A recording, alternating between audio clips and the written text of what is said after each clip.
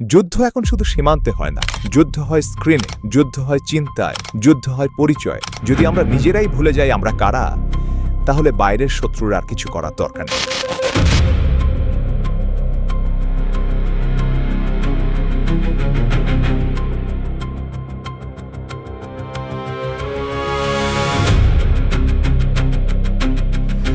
আপনারা কি জানেন, ফরাসি জাতীয়তাবাদের প্রবাদ পুরুষ নেপোলিয়ন বোনাপার্ট আদতে ফরাসি ছিলেন না?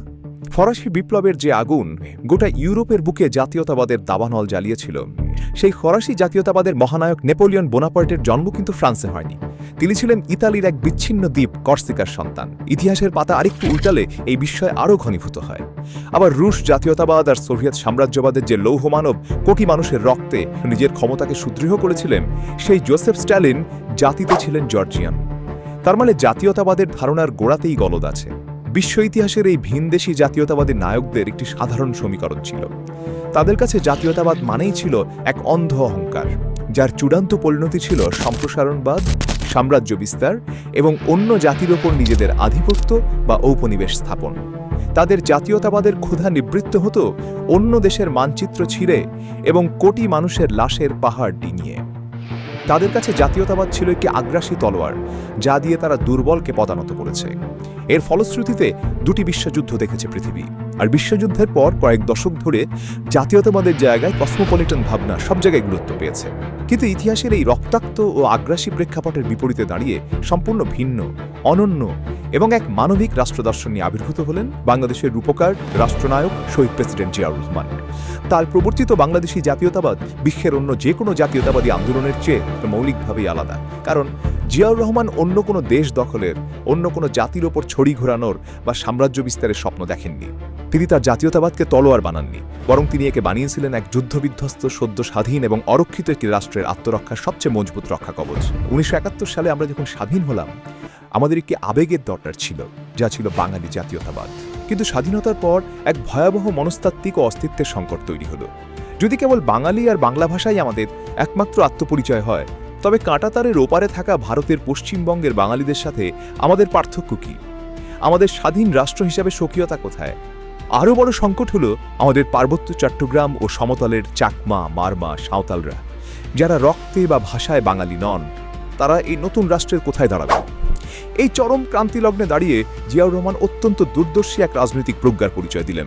তিনি ইউরোপীয় অ্যাথনিক ন্যাশনালিজমের সংকীর্ণ গণ্ডি থেকে রাষ্ট্রকে বের করে এনে প্রবর্তন করলেন সিভিক ন্যাশনালিজম বা নাগরিকত্ব ভিত্তিক জাতীয়তাবাদের। তিনি গোটা জাতিকে পরম মমতায় বোঝালেন, আমরা জাতিতে বাঙালি হতে পারি, চাকমা হতে পারি, আমাদের ধর্ম আলাদা হতে পারে, কিন্তু এই পবিত্র ভূখণ্ডের সীমানায় আমরা সবাই এক।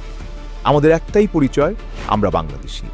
এটি শুধু একটি শব্দ ছিল না, তিন দিক থেকে ভারতের মতো এক বিশাল আধিপত্যবাদী প্রতিবেশীর দ্বারা পরিবেষ্টিত একটি ক্ষুদ্র দেশের জন্য এটি ছিল এক অভেদ্য মনস্তাত্ত্বিক সীমানা। ফরাসি বিপ্লব বা কামাল আতাতুর্কের তুরস্কে জাতীয়তাবাদকে দাঁড় করানো হয়েছিল ধর্মকে সম্পূর্ণ রাষ্ট্র থেকে বিচ্ছিন্ন করে।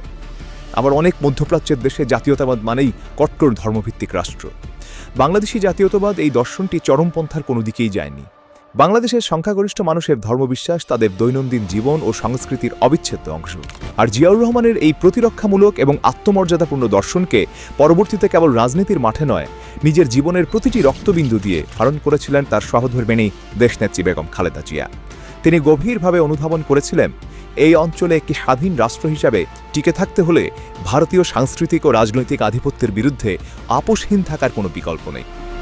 90-এর দশক থেকে শুরু করে তার দীর্ঘ কণ্টকাকীর্ণ রাজনৈতিক জীবনে তিনি বারবার প্রমাণ করেছেন, বাংলাদেশি জাতীয়তাবাদ কোনো সস্তা রাজনৈতিক স্লোগান নয়, এটি বুকের রক্ত দিয়ে কেনা সার্বভৌমত্ব রক্ষার এক দুর্ভেদ্য দেয়াল। যখনই দেশের ট্রানজিট, পানি বন্টন, সীমান্ত চুক্তি বা জাতীয় স্বার্থের চরম স্পর্শকাতর ইস্যুগুলো সামনে এসেছে, বেগম জিয়া হিমালয়ের মতো অটল থেকেছেন। ফলশ্রুতিতে ওয়াল 11 পরবর্তী সরকারের রোষানলে পড়েছেন। নিজের রাজনৈতিক ক্যারিয়ার, এমনকি ব্যক্তিগত জীবনের চরমতম ঝুঁকি আর সীমাহীন জুলুম সহ্য করেও তিনি দেশের সার্বভৌমত্ব বিন্দুমাত্র বিকিয়ে দেননি। তিনি গোটা জাতিকে শিখিয়েছিলেন, একটি রাষ্ট্র আয়তনে বা অর্থনীতিতে যতই ক্ষুদ্র হোক না কেন, তার জনগণ যদি জাতীয়তাবাদী চেতনায় ঐক্যবদ্ধ থাকে এবং তার নেতৃত্ব যদি আপোষহীন হয়, তবে পৃথিবীর কোনো পরাশক্তি তাকে পদানত করতে পারে না। আজকের বাংলাদেশের দিকে তাকালে জিয়াউর রহমানের সেই দর্শন এবং বেগম জিয়ার আপোষহীন ত্যাগের প্রয়োজনীয়তা আমরা শিরায় শিরায় অনুভব করি। বিশেষ করে 5 আগস্টের ঐতিহাসিক ছাত্র জনতার রক্তস্নাত অভ্যুত্থান এবং অভাবনীয় রাজনৈতিক পট পরিবর্তনের পর বাংলাদেশ আজ এক নতুন রণাঙ্গনের মুখোমুখি। 5ই আগস্টের পর থেকে আমরা স্তম্ভিত হয়ে দেখছি কিভাবে লাগাতার ভারতীয় মিডিয়ার অপপ্রচার, সাইবার স্পেসে পরিকল্পিত প্রোপাগান্ডা এবং আমাদের অভ্যন্তরীণ স্থিতিশীলতা বিনষ্ট করার নানামুখী ষড়যন্ত্র চলছে। তারা জানে ভৌগোলিকভাবে বাংলাদেশকে দখল করা অসম্ভব, তাই তারা দখল করতে চাইছে আমাদের মনস্তত্ত্ব। তারা চাইছে আমাদের ভেতরে বিভেদের বিষবাষ্প ছড়িয়ে দিতে, যাতে আমরা নিজেদের আত্মপরিচয় ভুলে যাই। এই চরম মনস্তাত্ত্বিক যুদ্ধের যুগে আমাদের একমাত্র হাতিয়ার এই বাংলাদেশি জাতীয়তাবাদ। আর যদি আমরা ক্ষুদ্র স্বার্থে, রাজনৈতিক মতাদর্শে বা ধর্মবর্ণের পরিচয়ে বিভক্ত থাকি, তবে এই ডিজিটাল প্রোপাগান্ডার ভয়াল বন্যায় আমাদের অস্তিত্ব ভেসে যাওয়া কেবলই সময়ের ব্যাপার। বাইরের কোনো শক্তির আগ্রাসন তখনই সফল হয় যখন ভেতরের মানুষের নিজেদের পরিচয় নিয়ে সংশয় থাকে। বাংলাদেশি জাতীয়তাবাদ সেই সংশয়কে সমূলে উৎপাটন করে আমাদের মনে করিয়ে দেয় সবার ওপরে আমাদের দেশ।